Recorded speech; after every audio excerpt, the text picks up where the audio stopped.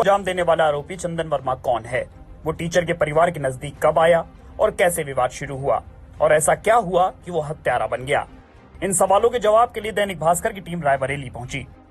सबसे पहले हमारी टीम मृतक सुनील के घर रायबरेली के सुदामापुर पहुंची। पूरे गांव में सन्नाटे के बीच सिर्फ रोने की आवाज आ रही थी। हमारी टीम जब घर पहुंची तो सभी 4 लाशें रखी हुई थी। हम इस वक्त रायबरेली में सुनील कुमार के घर के सामने खड़े हैं। सुनील यहीं पैदा हुए। 2016 में उनकी शादी पूनम के साथ हुई थी।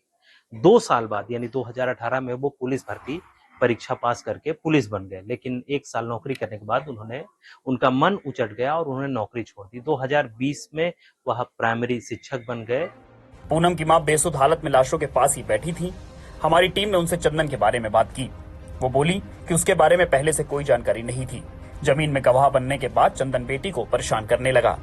तो पूनम को अपने अंडर में रखना चाहता था। सुनील को कहता था पैसा जब पूनम को देंगे तो पूनम से अपना खर्चा करेगा, अपना ले लेगा। इसी लालच में पूनम को वो अपने अंडर में रखना चाहता था।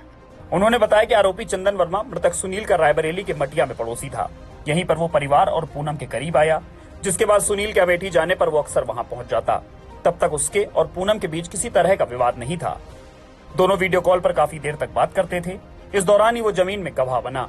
इसी साल 1 अप्रैल को सुनील ने अपनी पत्नी पूनम के नाम से रायबरेली में करीब 2 बिस्वा जमीन खरीदी थी।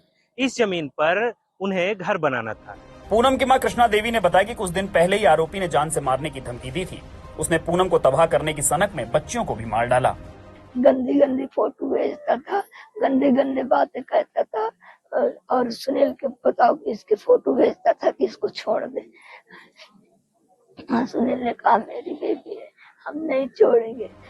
इसके बाद हमारी टीम चंदन के चाचा के घर पहुंची। उसके 2 चचेरे भाई पुलिस हिरासत में हैं। घर पर मौजूद आरोपी की चाची ने कहा कि हमें उससे कोई मतलब नहीं। कोई मतलब नहीं हम लोग से। यहाँ रहता था इसमें। वो कहाँ रहता था? दिल्ली में। दिल्ली में रहता था। हाँ, 2 महीना हुआ यहाँ मटिया में रहते थे। इसके अलावा इलाके के लोगों ने चंदन को सनकी और शराबी बताया। वो रौब दिखाने के लिए बुलेट से चलता था।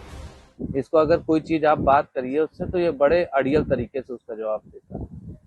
इसकी किसी से पटती नहीं, परिवार में किसी से। इसी सनक में उसने 18 अगस्त को पूनम के साथ बदतमीजी की, जिसके बाद उसके खिलाफ कोतवाली में मामला दर्ज करवाया गया। इसी मोहल्ले में पहले चंदन अपने परिवार के साथ रहता था। आसपास के लोग कैमरे के सामने तो बात नहीं करते, लेकिन ऑफ कैमरा बताते हैं चंदन का स्वभाव बेहद अड़ियल था। वो किसी से तरीके से बात नहीं करता था।